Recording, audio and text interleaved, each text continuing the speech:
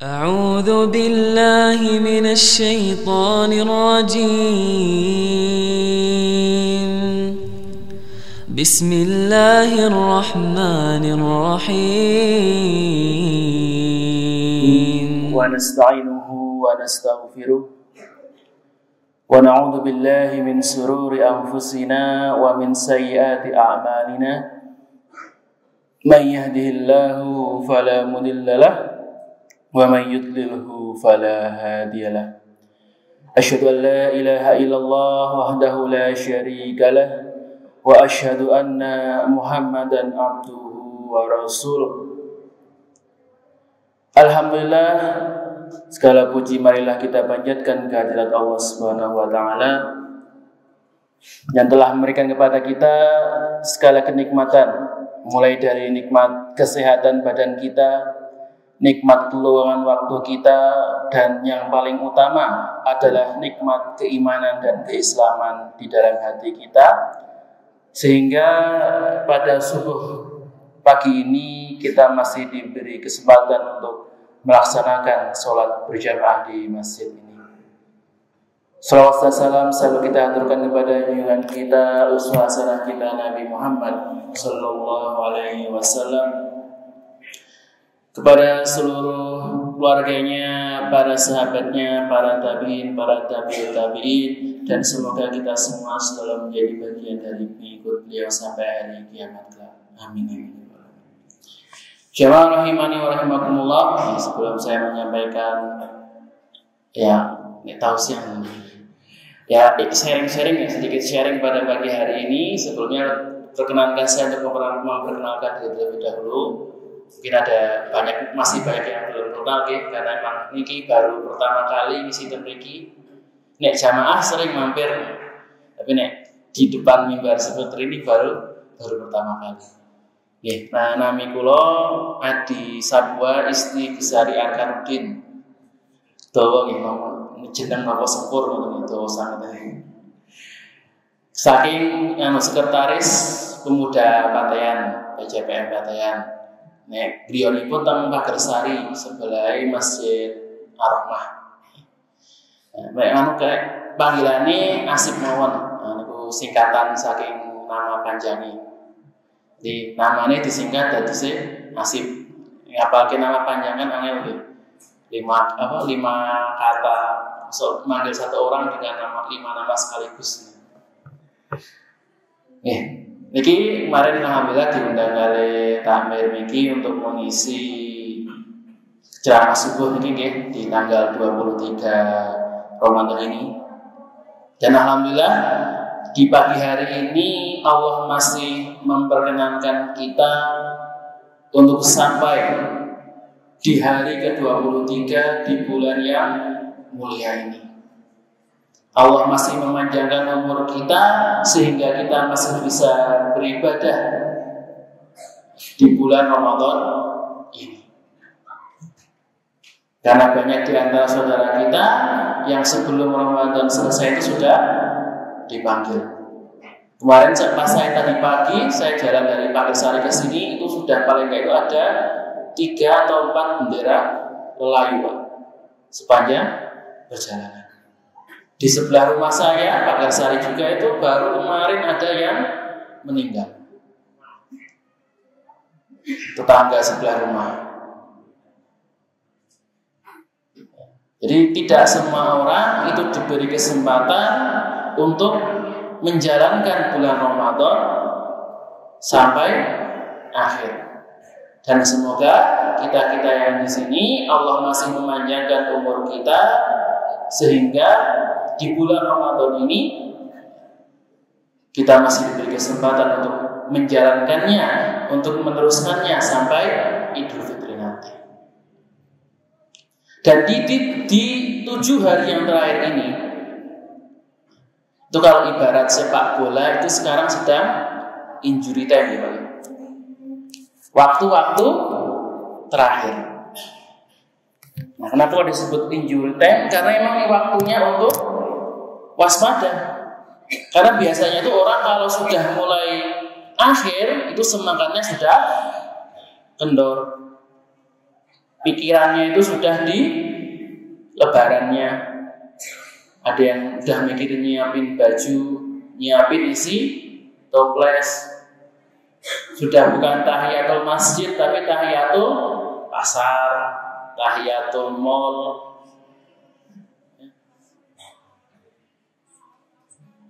Yang dulunya tuh setiap malam baca Quran, tadarus, sholat malam sudah mulai berkurang. Di alhamdulillah kok di masjid ini Mujahidin ya Pak namanya. Yeah. Ini Masjid Al-Mujahidin alhamdulillah jamaahnya masih full sampai belakang ya. Nah, ini semoga tetap bisa konsisten sampai nanti akhir Ramadan. Amin.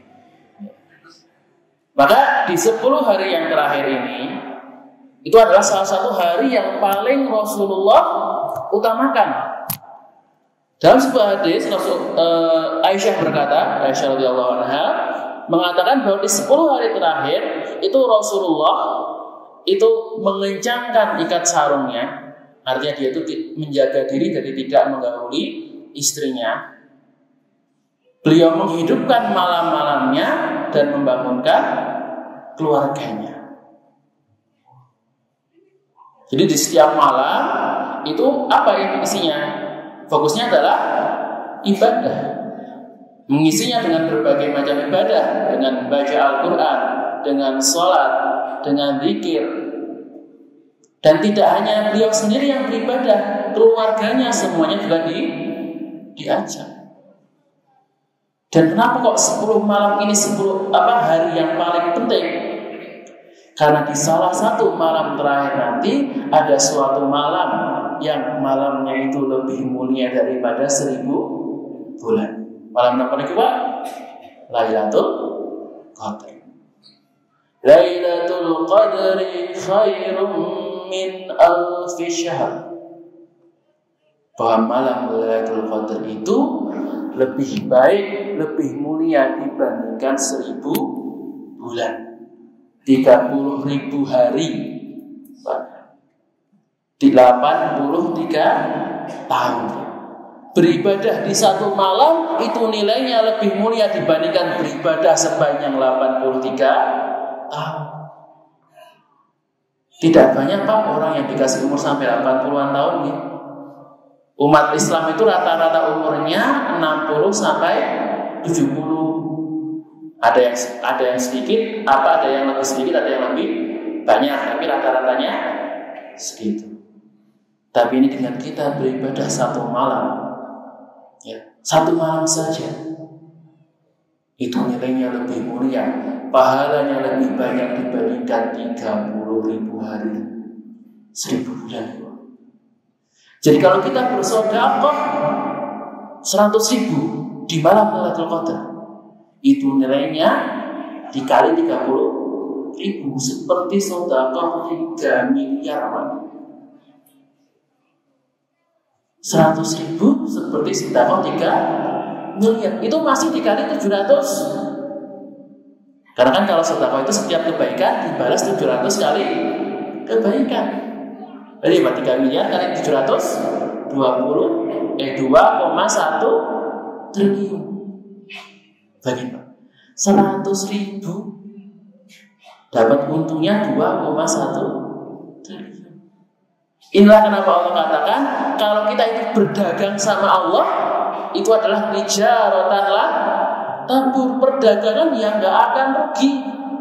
Di dunia ini ada Pak, ada tidak perdagangan yang untungnya sampai 700 kali lipat sampai 30.000 kali lipat, ada Pak? Gak ada. Orang investasi itu biasanya kalau ada orang yang minta modal itu paling pol menjanjikan keuntungan berapa Pak? 100%, 200%. Itu sudah paling banyak. Biasanya paling 50, 30. Sama kalau kita berdagang sama Allah, Allah katakan 700 kali minimal. Ketika Lailatul Qadar dikali lagi 30.000 kali lagi. Jadi nggak akan rugi. Apapun yang kita keluarkan untuk Allah, baik itu dari harta kita, tenaga kita, jiwa kita. Ketika kita serahkan semuanya untuk Allah, kita lepaskan semuanya untuk perjuangan di jalan Allah, itu Allah pasti akan membalasnya dengan yang lebih baik.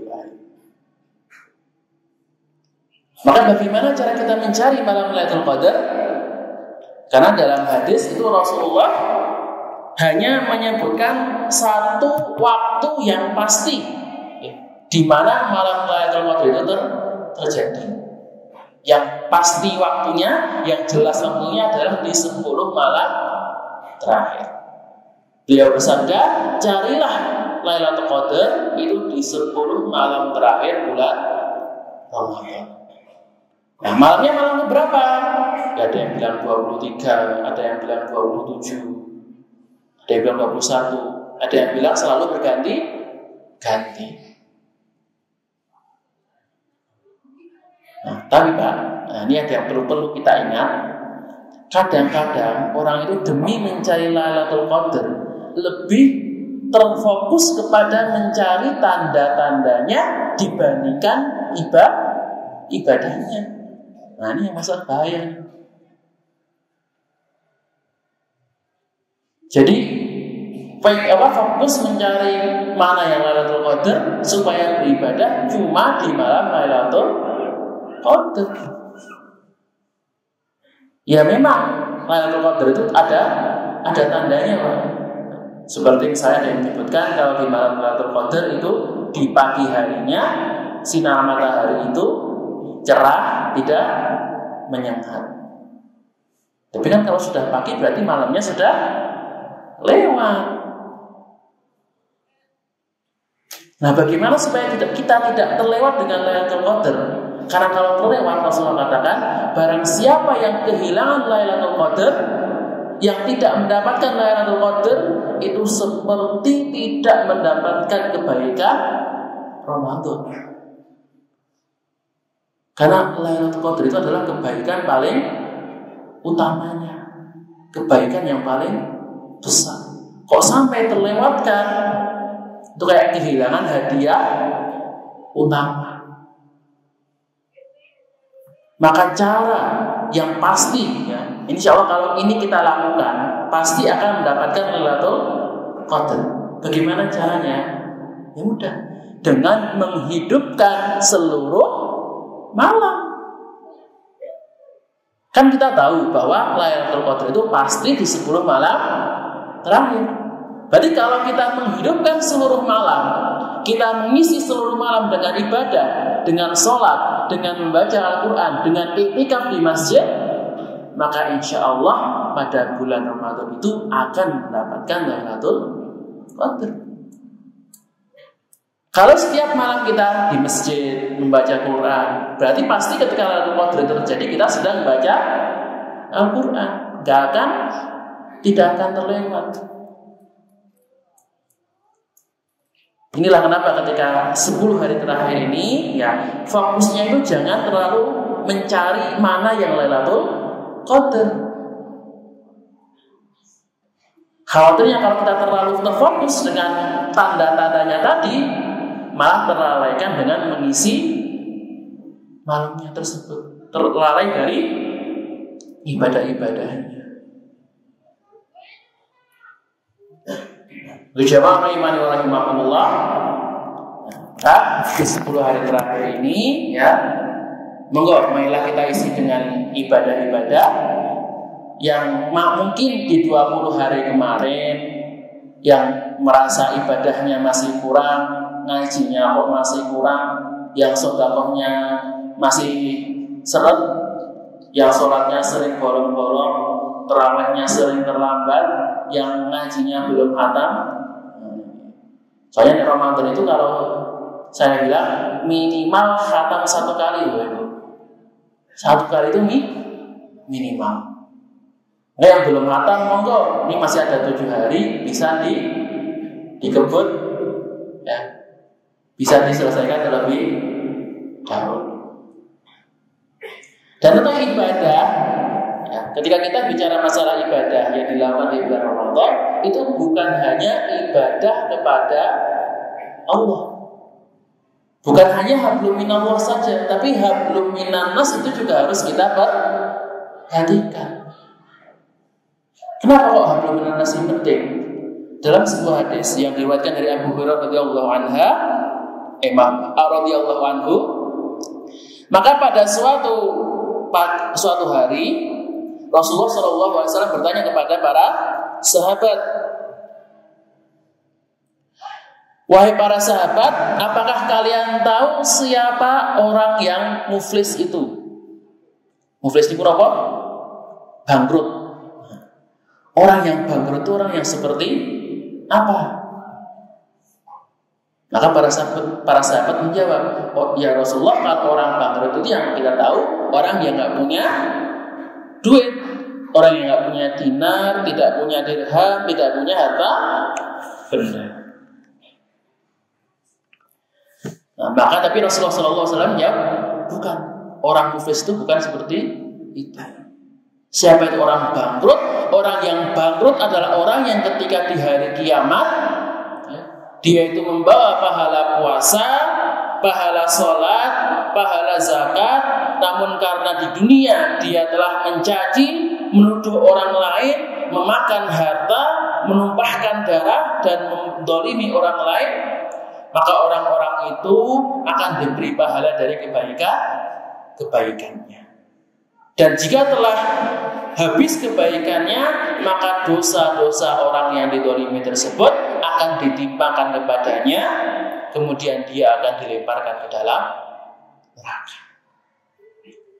Jadi orang yang bangkrut itu, bapak-bapak, ibu-ibu, nanti di hari kiamat ada orang, ini pahalanya banyak, dia sering sholat, rajin ngaji, sering sedekah, bayar zakat terus, tidak pernah telat, haji berulang kali, umrah berulang kali.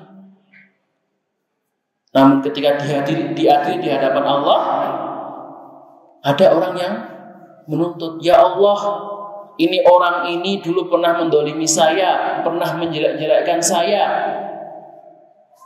pernah memfitnah saya. Benar mas? Ya Allah, benar. Maka pahala sholatnya diambil, dikasihin kepada yang difitnah. Datang lagi orang lain, ya Allah, ini orangnya telah mendolimi saya, pernah memukul saya, diambilin pahala puasa. Ada yang lain datang lagi dengan keluhannya, ya Allah, orang ini telah mengambil tanah saya, menumpahkan darah saya. Hanya diambil pahala, diambil semuanya, pahala puasanya, pahala zakat diserahkan semuanya. Sudah habis pahalanya. Namun masih ada yang menuntut, masih ada. Akhirnya dosa-dosa orang yang menuntut tadi diambil, dikasihin kepada orang yang zalim tadi. Akhirnya tadi kan pahalanya habis, dosanya nambah. Ini kalau kayak orang bisnis kan, sudah modal habis, utangnya mumpuk, ya sudah, akhirnya Pak, tinggal bangkrutnya aja, gulung tikar, ya sama. Tapi kalau di akhirat, kalau orang jadi orang yang bangkrut, balasannya apa? Neraka. Nek di dunia, nek masalah bangkrut masih bisa selamat. Kalau di akhirat, kalau sudah di neraka, susah untuk keluarnya. Wajibah rahimani wa rahimakumullah, inilah di mana kita lihat bagaimana di dalam hadis ini Rasulullah SAW menekankan kepada kita bahwa yang namanya ibadah itu bukan hanya hablum minallah saja, bukan hanya kepada Allah saja. Hablum minannas itu juga penting. Baik kita kepada Allah maupun kepada manusia, semuanya harus kita jaga. Kalau hilang salah satunya, itu membawa kecelakaan. Kalau orang yang hablum minannasnya bagus, dia sering berbuat baik sama orang lain, sering membantu, sering bersedekah, membangun panti asuhan, membangun sekolah, membangun masjid. Tapi dia membangun masjid tapi nggak pernah sholat, nggak pernah puasa. Ya sama, tetap nanti masuk ke neraka. Balikannya juga sama tadi, orang yang hablum minallah bagus, tapi hablum minannasnya jelek, ya tetap sama-sama celaka. Jadi kalau dalam Islam dua-duanya harus bagus. Hablum minallah oke, hablum minannas oke. Bahkan lebih baik apa? Kan ada orang yang bahasanya jomplang. Jadi hablum minannasnya bagus banget, tapi hablum minallahnya jeblok. Kebalikannya juga ada yang sama, kebalikannya. Sama Allah itu bagus banget, tapi sama manusia jelek banget. Kalau dalam Islam itu mending tengah-tengahnya. Kalau bisa dua-duanya bagus semuanya. Kalau bisa, tapi kita tahu kalau itu susah sekali. Minimal ya, walaupun tidak bagus banget, tetap di atas rata-rata semuanya.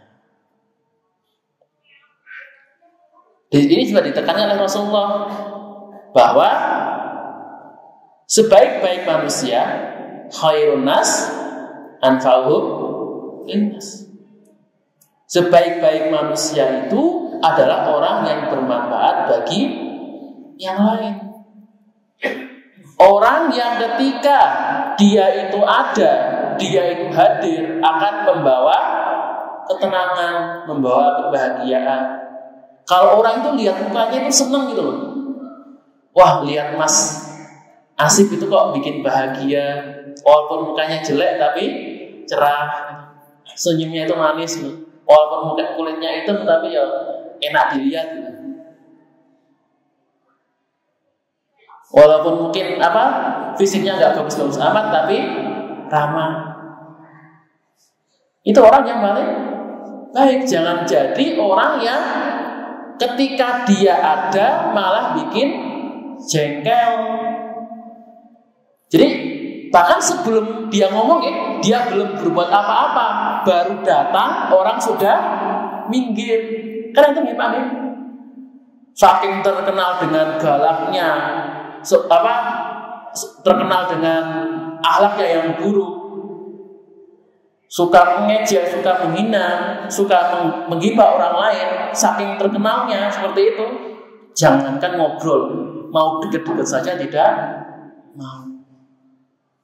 Bahkan ada orang yang ketika dia hilang, ketika dia pergi, orang malah bersukacita dengan kepergiannya.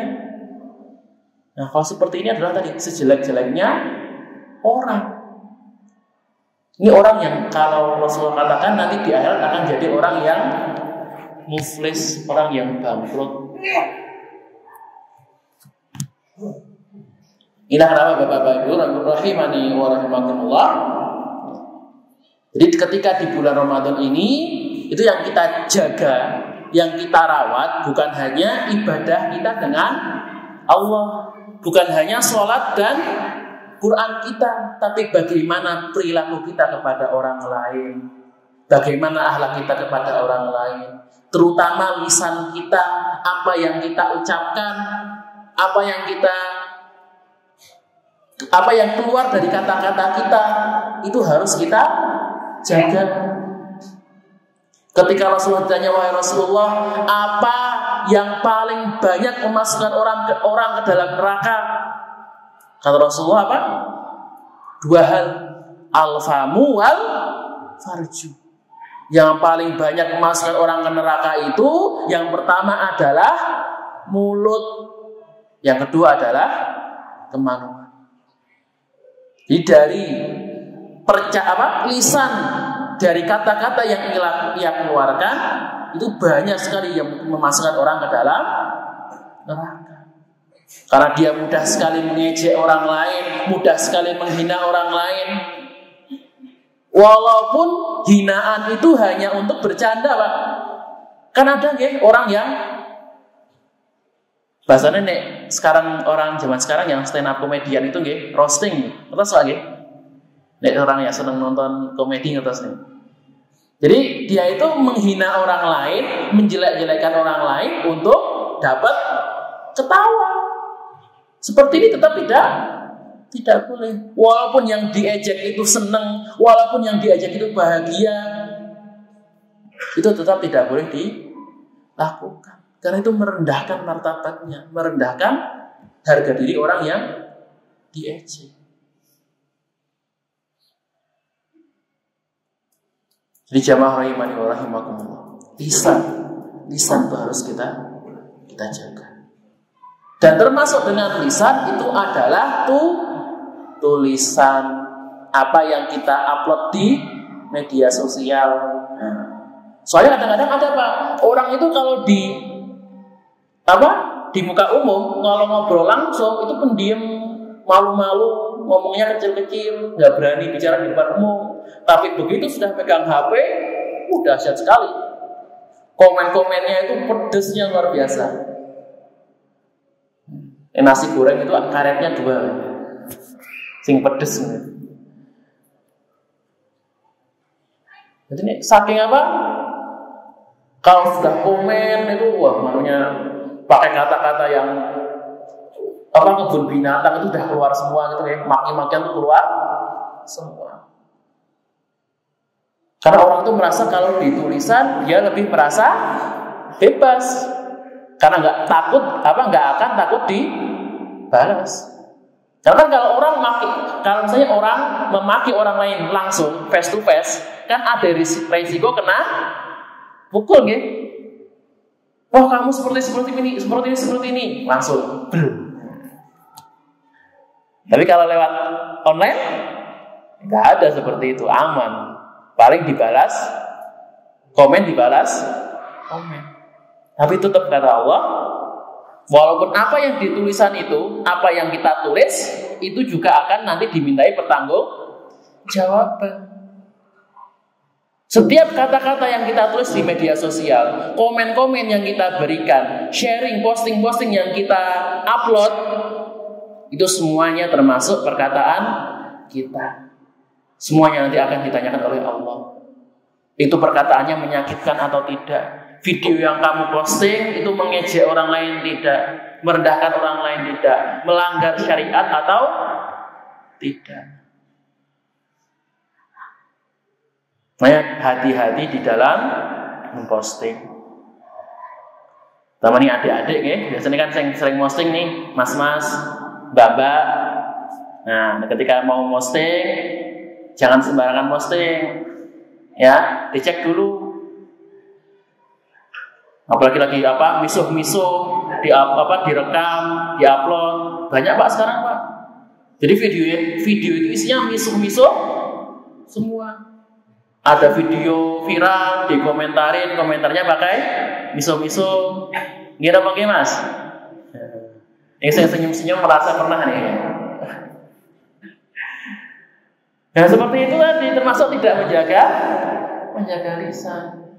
Maka monggo di bulan Ramadan ini yang masih ada 7 hari lagi.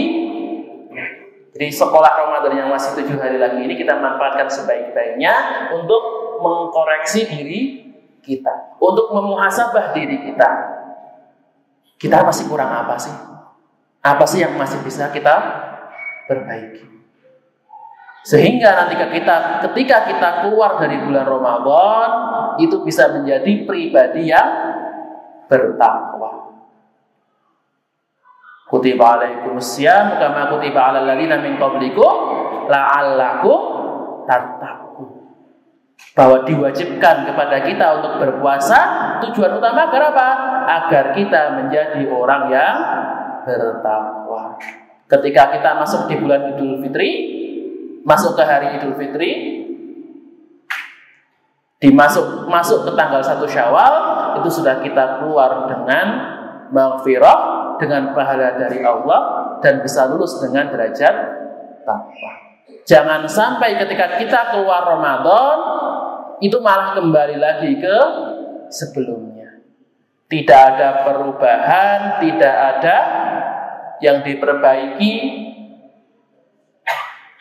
Ini kata Rasulullah, celaka celaka orang yang ketika keluar dari bulan Ramadan, dia sudah dikasih nikmat dapat Ramadan, dikasih kesempatan untuk beribadah di bulan Ramadan, tapi ketika keluar tidak mendapatkan ampunan, tidak mendapatkan pahala. Celaka, celaka, celaka. Itu kata Rasulullah.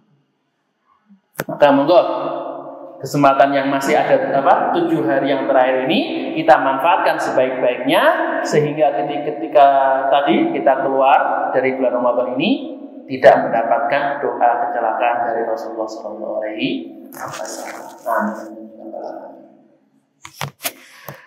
Jadi katanya ceramahnya cuma 30 menit ya. Nah ini pas lah 30 menit nih.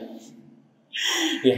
Aku kalau ada, jika ada salah kata, maka datangnya dari diri saya sendiri dan saya mohon maaf sebesar-besarnya, dan jika ada kebenaran maka datangnya dari Allah Subhanahu wa taala, dan semoga kebenaran ini bisa kita terapkan di dalam kehidupan kita sehari-hari. Bila taufiq hidayah wa ridha wal hidayah, nuhun wa ma yasturun mastabul khairat, subhana rabbika rabbil izzati amma yasifun, wa salamun alal mursalin, walhamdulillahi rabbil alamin. Tsumma assalamu alaikum warahmatullahi wabarakatuh. سبحان ربك رب العزة عما يصفون وسلام على المرسلين والحمد لله رب العالمين صدق الله العظيم.